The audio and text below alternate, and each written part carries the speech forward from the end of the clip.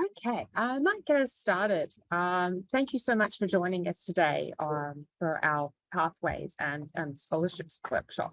I'm going to be hosting today. My name is Heather Robson. I'm the Manager Education Support and Student Success here at the University of Sydney Business School. And I am joined today by my fabulous colleague, Associate Professor Chinmay Patnaik. He is the Program Director for the Bachelor of Commerce. And also with us today, Troy Falter. He works with Sydney Future Student as our Faculty Partnerships Assistant and also happens to be enrolled in a Bachelor of Commerce and a Bachelor of Advanced Studies. Himself is an E12 and Inspired by Business Scholarship recipient. He's going to be kind of our wing person. The students that we have joining us today, Varun Ravindran, we have Rebecca Jang and Harriet Cook. And you're going to hear from them a little bit later on when we have a bit of a panel discussion talking about the scholarships that they've received, the processes that they went through, and kind of unpicking that from the student side. You're also going to hear from us a little bit about our programs that we offer, and then for those of you that are submitting E12 applications, Sydney Scholars applications, or Future Innovators Award applications, what it is that we're looking for when we assess those applications. So what I'm going to do is hand over to Chinmay now, who'll give you a little bit of an overview of the BCom program. Chinmay. Thank you, Heather. Welcome everyone for this Pathway and Scholarship session. Let me just give you a little bit of a background of our BCom program. You may have a lot of questions that why come to Sydney and why study at Sydney. There are many reasons for joining Sydney, but let me highlight today 3 reasons for you. The first one is our impact. So we are first in Australia and second in the world in terms of the impact we make into the community. And this is in Times Higher Education ranking, which is, you see, the first ranking. So the first thing why we are very proud of, and you should be thinking about joining Sydney Innovative BCom, is the impact we make to the community. The second thing why you would like to join University of Sydney Business School is our employability. We are first ability scoring. This is according to the QS Global.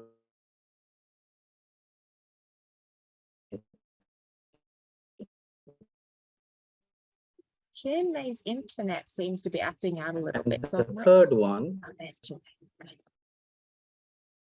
about our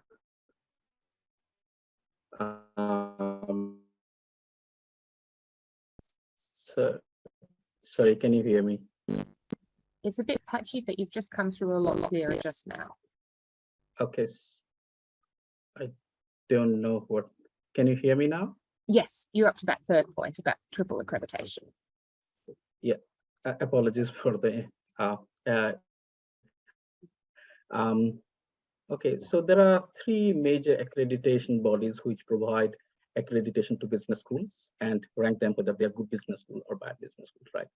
So we are, and one is ASCSP, the other one is EMBA, and the third one is EQUIS. So these 3 accreditation bodies actually accredit us, our business school. So we are among the top 1% of the world business school, which in terms of our accreditation.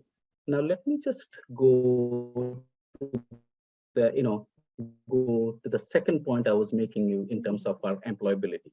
Now, when you think about our employability, there is a number of careers.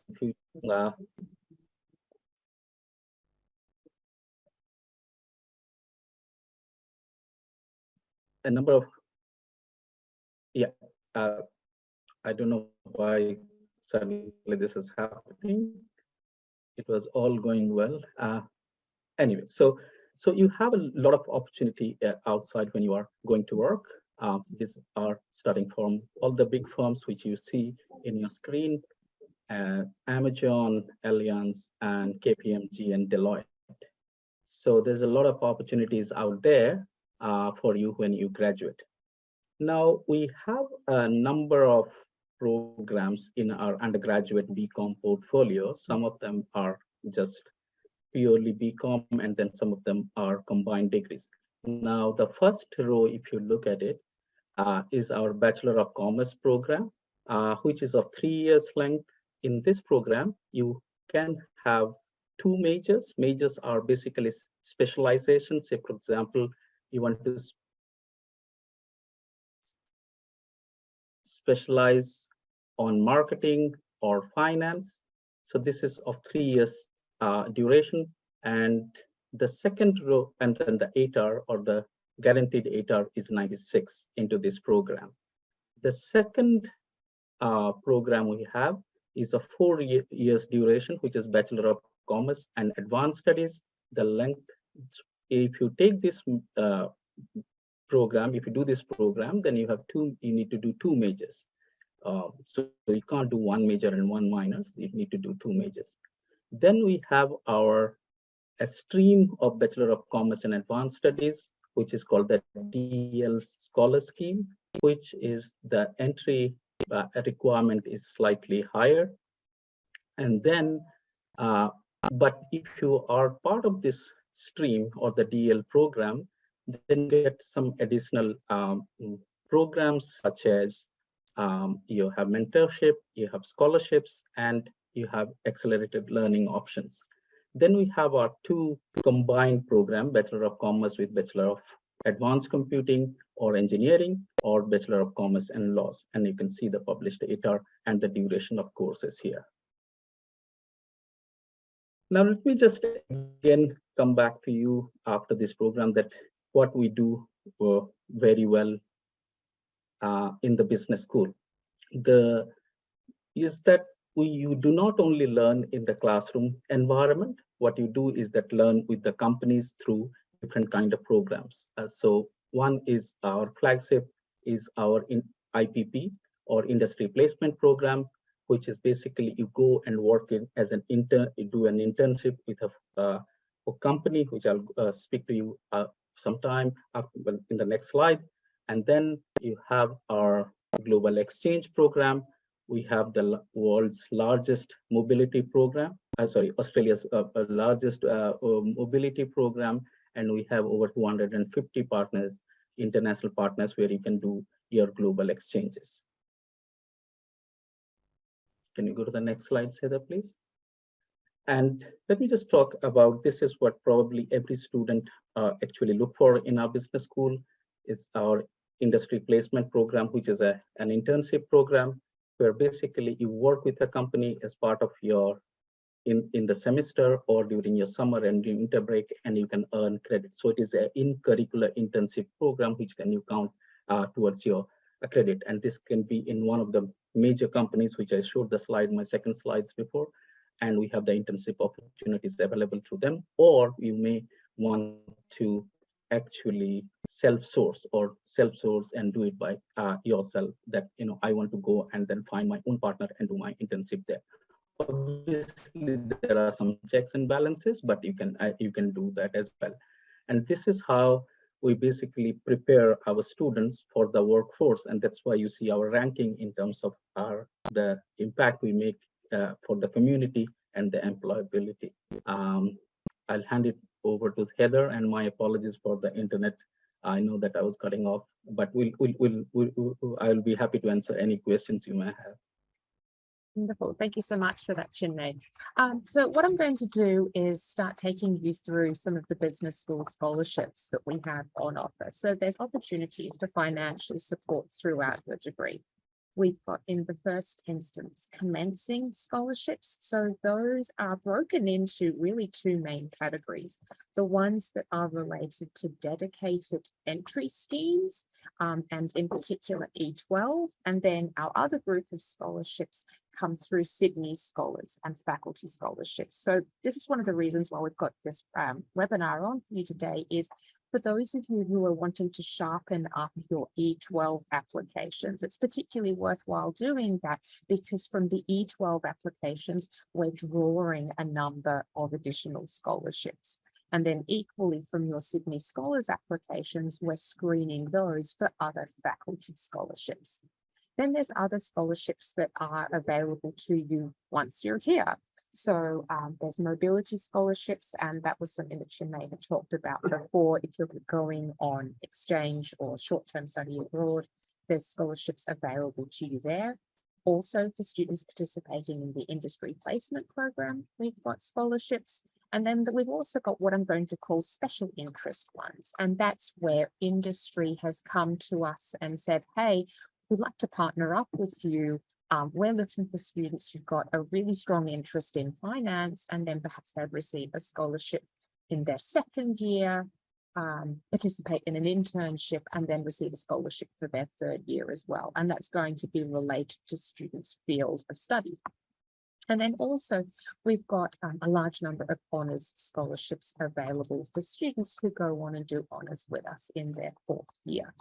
But what I really want to be focusing on is the scholarships that are available to commencing students. One of the things that I would note at this point is that the majority of these commencing scholarships are only open to domestic students. So Sydney Scholars, which is one scholarship that which is the primary one that students apply for.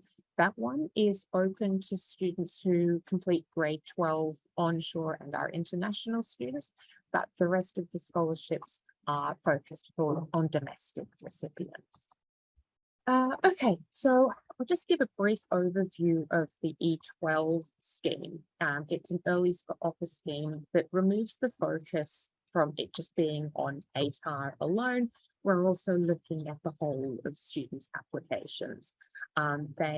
It's a pathway for students who experience financial disadvantage, or they are from a rural or regional school, and we want to hear a little bit more about you.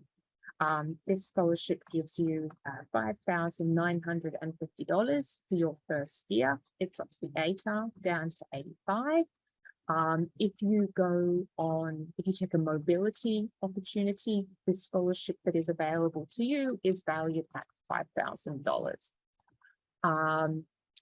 Students apply through UAC's Educational Access Scheme. And our definitions, so we've got students experiencing financial hardship, or if they are residing at a time that is in the lowest 25% of socioeconomic disadvantage in Australia, or if they're attending a New South Wales rural or regional school.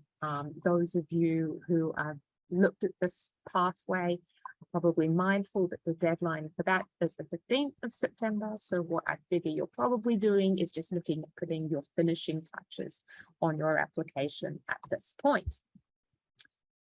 One of the scholarships that we're most proud of that we draw from students who have applied for E12 is the Inspired by Business Scholarship. So that one is $10,000 for the duration of your degree. We look at the E12 applications, and then from that group, we decide who we want to shortlist for interview.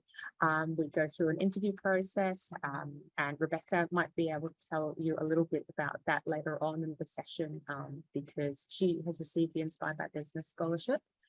And students who receive this scholarship are able to access dedicated transitional support once they start with us. So they get paired up with a mentor. One of my colleagues is basically university mum to these students. There's an extraordinary amount of support for our E12 candidates broadly, but then for our Inspired by Business Scholarship recipients as well. But as I said, there's a number of scholarships that we are drawing from the E12 applicant pool. So there's 10 Inspired by Business scholarships. There's the Student Managed Investment Fund scholarship. So, and I mean, that itself is cool. We've got a Student Managed Investment Fund. Senior finance students manage a fund, and the returns from that go into this scholarship. So that one is an all-rounder, someone with leadership potential, and the same thing for IBB. We have the David W. Johnston Scholarship. That one is an academic merit-based scholarship from E12 applicants. There's the Eric Campbell Scott, which is also an academic merit one. So what differentiates the two of these scholarships is that one is for regional and rural students, and the other is open to all E12 applicants. And then lastly, we have the Inspired by Business Gadigal Scholarship. So that's for Aboriginal and Torres Strait Islander students who have applied through the Gadigal pathway. Okay, so what is it that we're looking for in your E12 application? The E12 application has got just 3 questions, so it looks super duper simple. One of them is, tell us what you're proud of that's not schoolwork. Tell us something that you're proud of that is schoolwork, and why are you interested in business? Okay, that looks really simple. But beyond that, there's some things that we're definitely kind of filtering for as we're reading through the E12 applications, given that we're also funneling these through to other scholarships as well. So we're looking for you to have demonstrated an interest in, perhaps even a deep connection to things that are outside of your studies. So if we're asking you, why is something meaningful? Well, it's not just, yeah, I'm good at it. Well, why does that matter to you? Why are you particularly proud of? Why are you connecting to that achievement that you have highlighted for us when you've been talking about things outside of schoolwork? So if it is a sporting thing that you're proud of, well, maybe you overcame like a really bad injury that you experienced. But then this kind of goes into my second point around soft skills. It's not just I overcame an injury, it's I demonstrated resilience. I spent a lot of time balancing my time to be able to, I gave a lot of thought to balancing my time between rehabilitation and school and family to be able to succeed. So an element of identifying a soft skill that you demonstrated and then unpacking that for us a little bit as well. Not just I demonstrated resilience, but this is why I think I demonstrated resilience. And that leads in quite nicely to my third point, which is evidence of depth of reflection. One of the things that we tend to notice with E12 applications is that some students will say, and I learned that if you work hard, you can do anything. And I don't want to deter you from believing that, right? Like, hard work will get you lots of places, but that also feels kind of like the Disney version of life. So try and nuance that a little bit as well. I learned that if you work hard, there can be challenges and you'll have to balance things and you have to make sacrifices, but then you will experience some level of success. So I think that that's something that we're kind of looking for in the E12 applications. We want to see connections between your current interests and your future goals. So evidence that you're kind of thinking forward a bit. And you don't necessarily have to know what you want to do when you grow up, and that's okay, but kind of give us a couple of hints that you're thinking about that, even if it's just in the short term, or if you can give us an indication in the short term and the long term, how you see connections between current interests, future goals. And then also some indications that you've looked at business school offerings in some depth. And that really goes to that third question where you're being asked, well, why business? Give us something specific there. We love to see signs that you've spent a little bit of time kind of crawling around our website, that particular opportunities have spoken to you. Great, tell us about that there. Okay, next scholarship program. Sydney Scholars, and then the faculty scholarships that we draw from that. So Sydney Scholars is one that is open to international students who have studied here for grade 12, but all of these ones here are just for domestic students. I wanted to call out the deadline for this, so that's the end of the month. And so many of you, look, you might have already started drafting. Again, maybe you might be putting finishing touches on things, but we think that this is probably going to be particularly timely for you. So our peak scholarship is the Dean's Undergraduate Scholarship in Business. minimum ATAR of 99.5. It's an all-rounder scholarship, but students also need to have had some public speaking experience. Then the Wayne Lonergan Award or Scholarship, that's an all-rounder for students who have attended a state high school. The All-Round Excellence Scholarship does what it says on the packet. That one's another all-rounder. There's the Changemaker Scholarship. So that's for students who have demonstrated particularly high levels of leadership and community involvement. There's the Rural and Remote Leadership Scholarship. And that is an all-rounder, but that is targeted for students who have come from rural or remote backgrounds. And so that does mean that you can have applied for E12, and even if you have missed out on the David W. Johnson Scholarship, well, if you have applied for Sydney Scholars, it's probably worthwhile applying for Sydney Scholars as well, because you can still be considered for this scholarship too. What are we looking for with this one? We're screening across 4 main criteria: your academic achievements, your extracurricular participation, your leadership, and your community involvement. And we want to hear everything you have to tell us about those 4 areas. But don't turn it into just a listing exercise. Give us a little bit more detail, particularly around how long you have been participating in that extracurricular achievement, in that extracurricular area. How many years did you receive that award at school? How many years had you been doing Red Shield appeal, for example? And then beyond that, did you receive any special recognition? Did you get any extra responsibilities while participating in that activity? Was it that from one year to the next, you became like the top fundraiser at your school for a particular charity? Again, we want to know about your interest in business. And we understand that many of you might be looking at a commerce law degree. And sure, we want to know that you're interested in studying law, but don't tell us just about your interest in law. Tell us also why you're interested in the Bachelor of Commerce, because that's what you're going to do with us for the first 3 years anyway. And then also, we'd encourage you to be direct with us, especially if you've got a lot to tell us. We're quite conscious that the HSC can sometimes reward an overly flowery way of writing. If you've got lots to tell us, it's okay to be direct.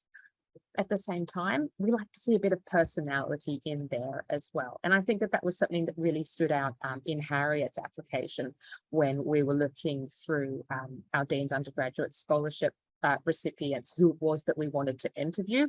Like, you could really get a sense of Harriet's personality in just the right level in the application. So that's something that I would certainly encourage.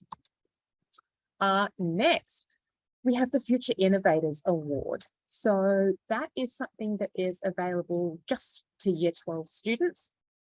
And it's aiming to recognize and reward our visionary influences of the future. Students who apply have a chance to receive a cash voucher valued at $250. Now, it's not just one that we have to hand out. We have many of these vouchers to hand out. And our top applicants for Future Innovators Award are also considered to receive a Sydney Scholars Award for their first year as well. And we're going to be hearing a little bit later on from Varun in how he approached his Future Innovators Award his Future Innovators Award application. So that one is due at the end of this month also, and is open to both domestic and international onshore students. So what are we looking for with that one?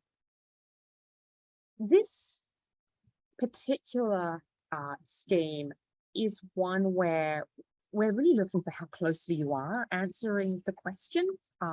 So, what is your idea and why is it going to make a difference? Like, be very specifically signposting.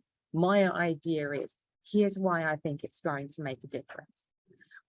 the way that we broke the questions down was also quite deliberately geared to get you to apply your business thinking. So one of the questions that you have the option of choosing between, because the second section is, here's 3 questions, pick whichever 2 you want to answer. They were very much geared towards showcasing your business knowledge. So one of the questions is, how is the community going to find out about your idea? Brackets, marketing. Okay, so like that's basically what that question is asking about. How do you plan to market? What's the promotion strategy, for example, for your business idea?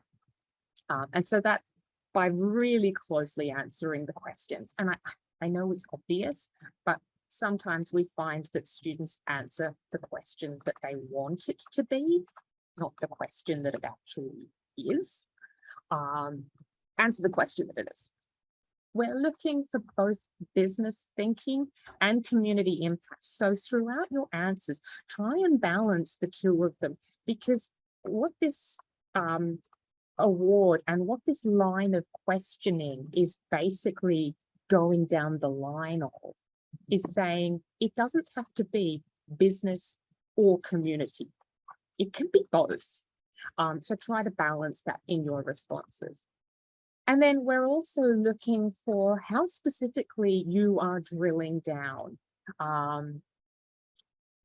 Don't be too kind of airy-fairy, I guess people would say. Give us really specific ideas. If one of the questions is about how are you measuring success? Well, is it that this many people try my product, but that retention of the product, that they're using it a year later is 10%, something like that. And then on the next point, viability. How viable is it? How likely is it that people are going to keep on using that product 1 year later?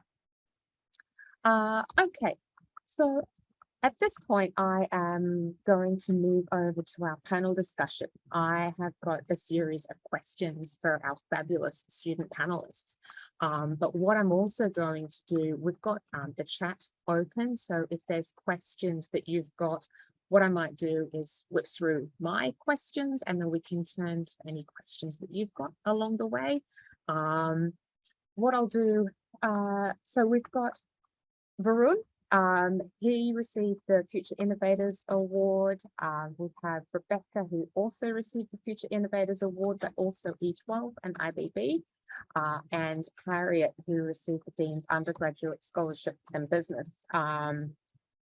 Varun went to Normanhurst Boys High. He is a student consultant at 180 Degrees. And also in Business One Consulting, and subsequently went on and won the DL Future Innovators Award prize. Rebecca went to Penrith Selective High, Future Innovators. She is also in 180 Degrees Consulting. In fact, I think this is the thing that binds everyone together. All 3 of our wonderful panelists are in a finance major, and all 3 of them are also participating in 180 Degrees.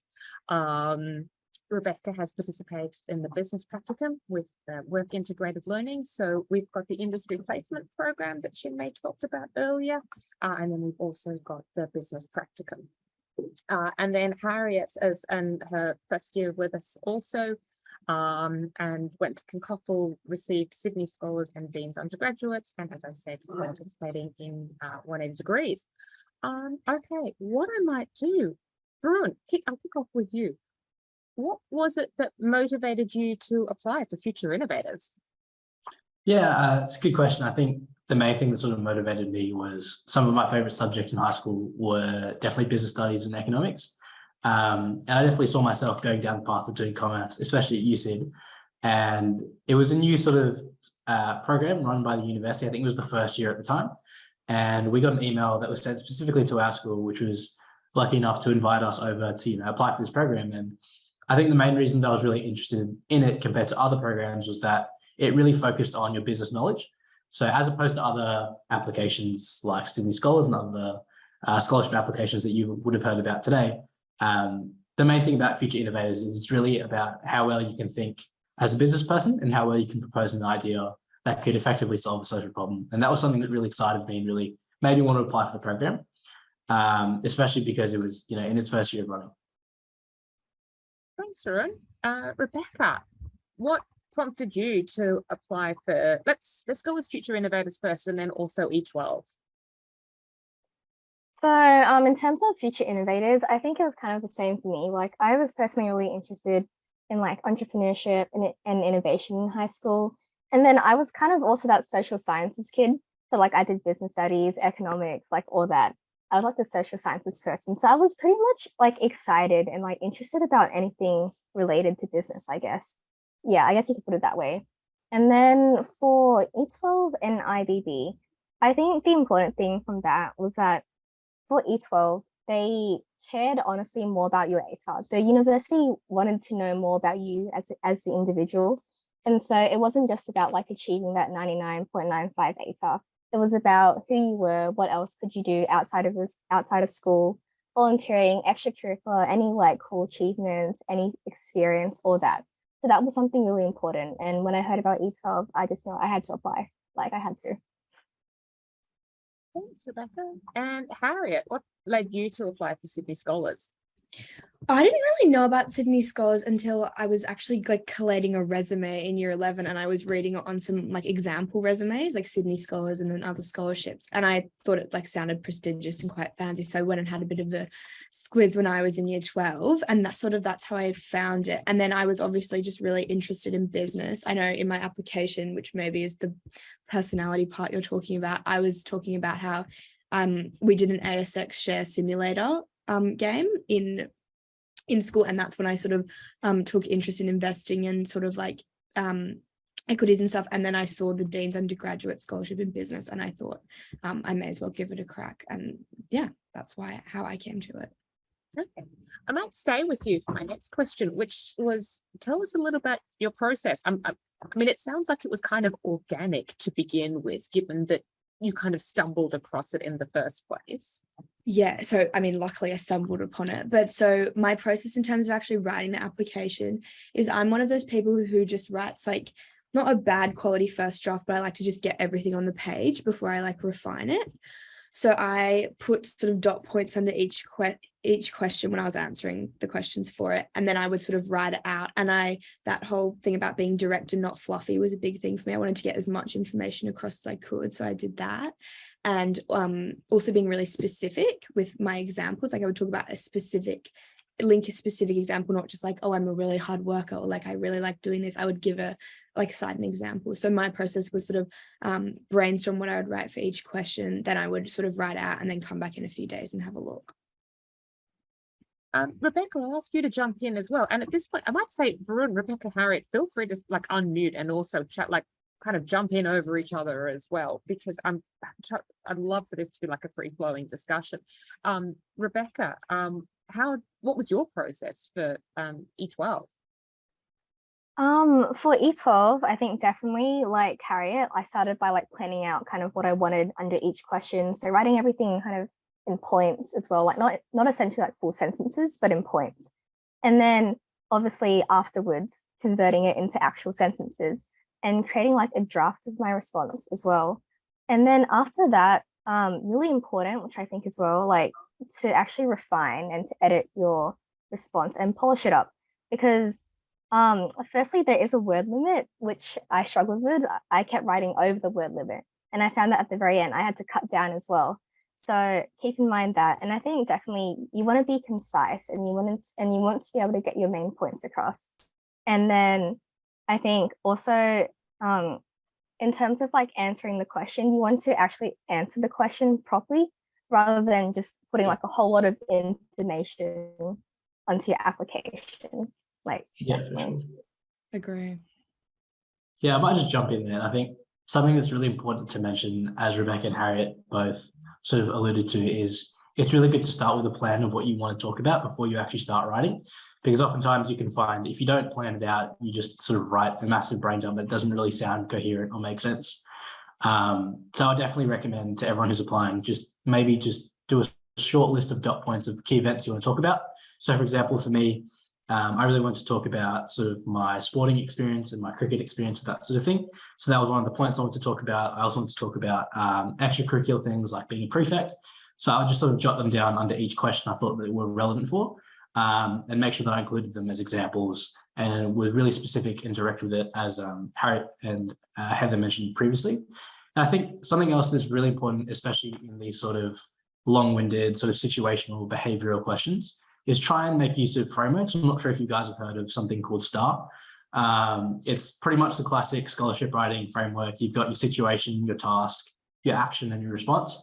And it's really sort of good to help structure and frame your response in a way that reads very well, and sort of frames your point in a very concise and structured way. So that can help with, the main issues of being under the word count, trying to keep everything really concise. And it could really sort of create a coherent and holistic sort of response there. And I definitely recommend, if you haven't heard about it, look it up, make sure you get familiar with it, because it's really, really useful. And I think it's definitely one of the biggest things that helps you with that challenge of cutting down words to get to that word limit. And I'd So- also, sorry. Yeah, go ahead, Harriet. I'd also say just like cherry pick the most, not interesting things about you, but actually, interesting things about you, because I mean, Heather and the faculty are reading so many applications, you want to stand out. So pick the most interesting, fascinating things about yourself, because you only have one chance, one application. It sounds like for you guys then, one of the greatest challenges in terms of deciding on content was, I have so many things to say, and that cutting things down was the greatest challenge. So Yeah. for you, was it easier to write first and then cut back, or cut back at the point of deciding how many points you wanted to cover off? Where did the cutting back happen? See, I'm a brain dumper, so I would write the points, write the paragraph that's double the word limit, and then cut. Yeah, I think I was pretty similar to that as well. And I think it's also good if you can sort of target specific parts of the question. So for example, if the question's, 400 words limit, and it's what are your strengths and weaknesses or something like that, it probably makes sense to do 2 strengths, 2 weaknesses, just 100 words each. That's a good way to sort of frame it from the start. And then obviously I'm the same as Harriet. I just write double the word limit, and then from there sort of just cut back consistently and review it until you get something that's really concise and succinct. Yeah, even for me, I'm the person who just keeps writing until I've got everything on the page, and then I'm okay, I've got to cut down on words. So yeah, 100%.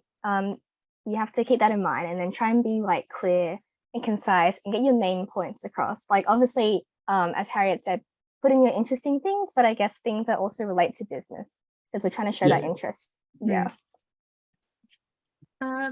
Okay, so this is kind of something that you touched on, Harriet, and I might start with Varun on this one. What do you think kind of helped your response stand out for Future Innovators? Or in fact, tell us a little bit about what you proposed with Future Innovators, and then why you thought, or what kind of feedback you got that on your side you think made it stand out.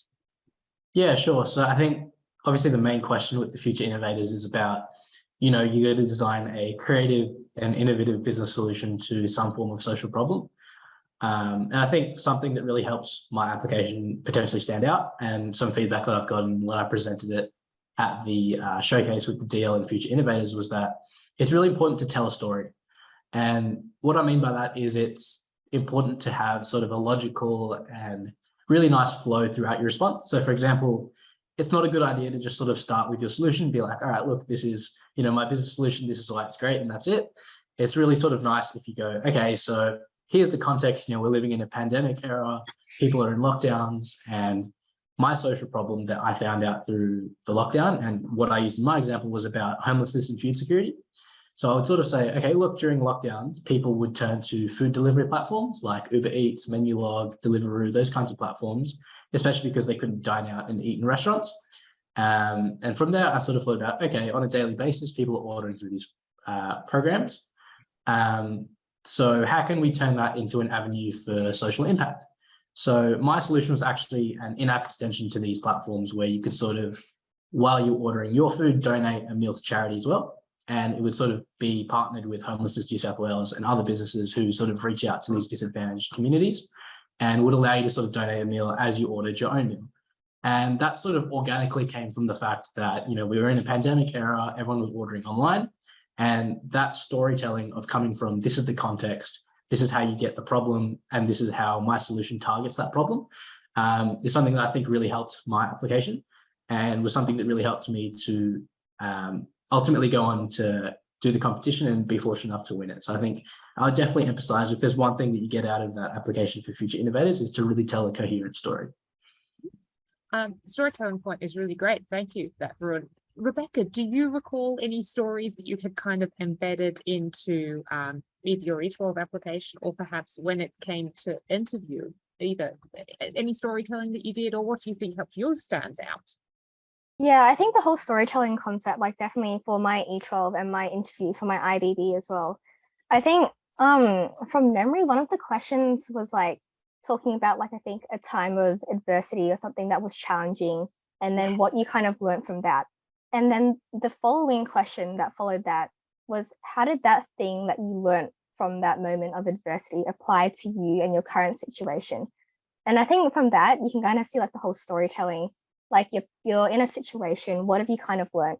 How do you apply it now to yourself and then your future as well? And I remember, because I graduated last year, so that was like class of 2021. It was in pandemic. There was vaccinations. Everyone was in lockdown. There was online school. My HSC got delayed. Trials got cancelled. So definitely like that whole situation, and then applying what you've learned, showing who you're talking to, your experiences. I think that's really important. So yeah, the whole storytelling concept. And I think that's one of the things that we did end up in kind of spending a bit of time on in the Inspired by Business Scholarship interviews, that like, it's okay. You don't have to be Superman or Superwoman. Like, it's okay to acknowledge this is hard, and now I need to start planning or asking for help. And like, we're keen to see students presenting themselves as humans. Like, you don't have to present as Harriet Bot or Rebecca Bot. Like, it's okay to be a person. Harriet, what do you think helped your response stand out? I don't know if I told a story, because mine was a handful of shorter questions, but I think what made me stand out is like very specific examples. So not the flowery sort of, I'm such a hard worker thing, sort of like I would talk about like my future goals to show a bit of motivation and aspiration. So I want to go to LSE in London. And then I was talking about how my community involvement in school and how that sort of aligned with the values of Sydney Uni, which were courage, creativity, respect, integrity, and inclusion. So I would link specific examples. So I would talk about how at my school in lockdown, obviously all sport got cancelled and I was netball captain. So I started this big random Instagram page all about it. And I was this like shark mascot that would walk around suburbs and get people to send in content. So it's sort of involvement in community things I did with that. And then also what I did with volunteering, and then obviously your academic results are a big part of it, but I think a bit of variety and showing how you're quite a versatile person and you embody all the different far-reaching values was important. Yeah, and then in the final section of mine, one of the questions was like, anything else you want to tell us? I think that's a really important part, to always keep talking in that bit, to show that you can keep talking, you've got more stuff to say, you really look interested and want it. I think that's really important as well, because obviously the scholarship requires to be being well-rounded and like having a go and pushing yourself. So yeah, that was what helped me, specific things. And I think that also one of the things that I recall from your application, Harriet, was that like kind of embedded in it or dropped in there from time to time was kind of this demonstration of a willingness to give back to school, to community, and then also an articulation that like, I am prepared to give back to my broader university community as well. Yeah, because it's very much part of belonging. Yeah, definitely. Okay, so then you got to the point of like, I finished my application, or I think I've finished my application. What did you do next, Rebecca? In terms of like my Future Innovators Award, that one, after I finished, I actually left it for a few days and then I came back to kind of edit it. And I think the reason for that is that like I think we all kind of mention it, we're like the type that just sits there, puts everything on, and then you're kind of stuck in that same mindset. So I think if you leave it and you come back, you kind of have like new thoughts, or you might have new ideas, or things that you want to change, to really get out of that writing mindset and then come back and like refine it. And I think like same thing for E12 as well, like definitely come back after it. And also I think for me, for E12, I actually got a friend of mine to kind of read over it and see if I was like really clear and concise with my words, if my main points kind of came across, and if I was really answering the question. So yeah. Varun, did you end up doing something similar, something different? Yeah, for sure. So I think with my Future Innovators application, I pretty much did a similar thing to Rebecca. I sort of left it for a bit, sent it to a couple of my friends, got their feedback, because getting that fresh pair of eyes is obviously very useful. And then I think I sort of reviewed it the next day, the day after that, and sort of just made very deliberate sort of incremental changes to it. Nothing too major. Was there I a think group of you that were kind of sending applications to each other for reviewing? Yeah, exactly. So I think a few, maybe sort of 4 people in my friend group, we all sort of wanted to apply for, commerce scholarships and that sort of thing. So we all sort of, made group chats, started sending each other our applications. And I think also make use of your careers advisors. So I had a really helpful careers advisor in high school who just was really proactive and wanted to read everyone's application. So I sent mine to her multiple times and got a lot of feedback from her on it, which was really helpful for me. And I also just wanted to touch on a few things that Harriet mentioned, which I thought were really, really useful and I wanted to emphasize. I think the first being, you don't have to come off with a major achievement that you had, especially with these challenges during COVID. You don't have to say, I single-handedly saved the school from COVID. It can be something as little as, I started, instead of going to in-person events because of lockdowns, I started an Instagram page. Or instead of having social gatherings, I organize Zoom calls. Just even small things that you do to sort of show that you're resilient and, proactive and able to sort of overcome these challenges is just super important, no matter how small they may be. And I think the second thing that Harry mentioned, which was really, really important, is trying to frame your response in a way that aligns with UCIT's values. And I think that's something that you can get by just doing that research on the website, the graduate qualities, everything that UCIT really emphasizes. Especially at those questions where they ask you, why choose UCIT above other unis? And then you can sort of go into, I like the degree structure, or I like, as Chinmay mentioned, I like the employability, or I like the global opportunities. And I think that really comes down to how much research and willingness you're able to put in there. And I think that's something that really helped me with my application, was just that I really emphasized the exchange opportunities. I emphasized the industry placement program and specific things that are, I think, UCIT specific. And I think it's definitely up to you to do that research and uncover those specific things that you like about UCIT over and above other universities. Thank you very much for that, Varun.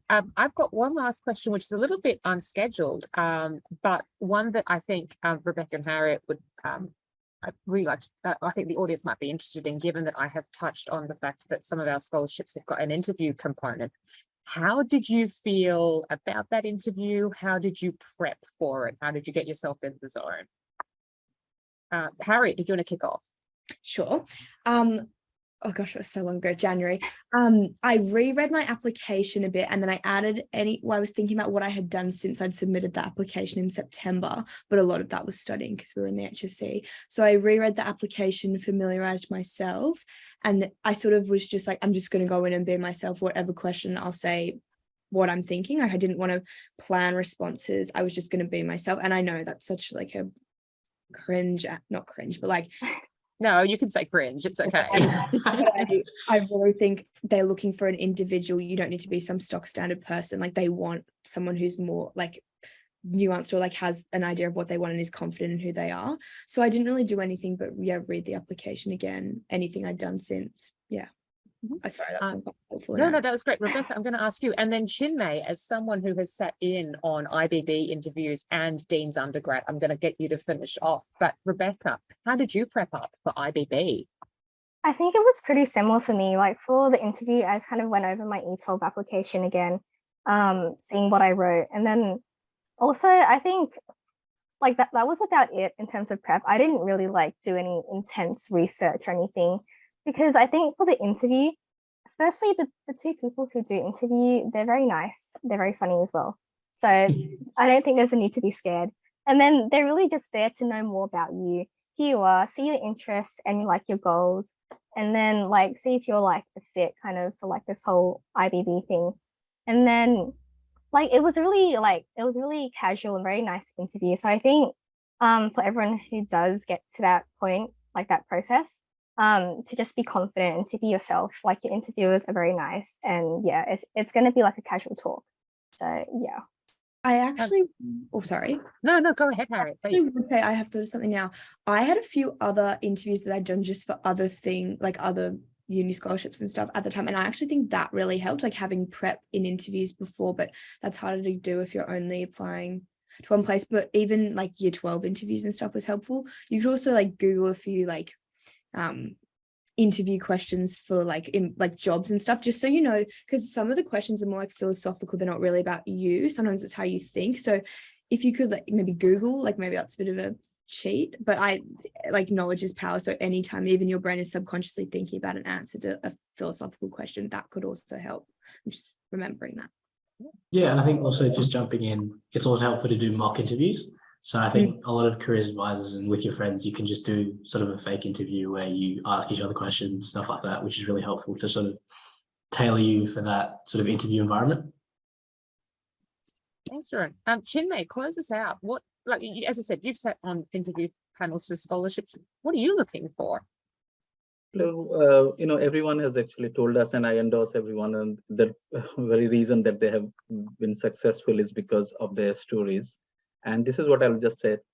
We want to hear your story. Tell us your story, not about Sydney University is this or that or something like that. Tell who you are. Be confident what you and know what you have written in your application. We just, as I think that Harriet, Rebecca, and Varun will tell us, we don't ask like those difficult questions. We just want to know a little bit more than the application when we meet you. This is what we have read about you. We want to know a little. So whatever you have written, just tell us a bit more about you. So if you do that, I think, just want to hear your story. That's what it is about.